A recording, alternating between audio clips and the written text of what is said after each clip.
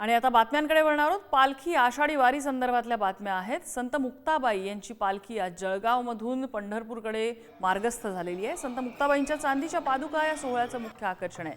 संत मुक्ताईंच्या आषाढी वारीचं यंदाचं 316वं वर्ष आहे। 6 जिल्ह्यातून 600 किलोमीटरचा प्रवास करत वारकरी पंढरपूरला पोहोचणार आहेत। हजारोंच्या संख्येने वारकरी बांधव महिला यामध्ये सहभागी झाल्यात। आढावा घेतलाय आमचे प्रतिनिधी सचिन गोसावी यांनी।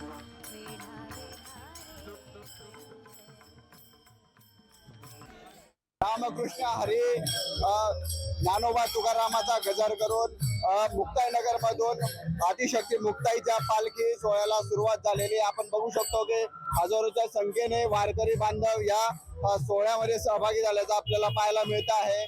मुक्ताई नगर तालुक्यातील कोतळी येथील जुने मंदिर परिसरातून या पालखी सोहळ्याला सुरुवात झालेली आहे आणि मुक्ताईनगर शहरातील जे नवं मंदिर आहे त्या ठिकाणी हा पालखी सोहळा आजच्या दिवस हा प्रवास होणार आहे।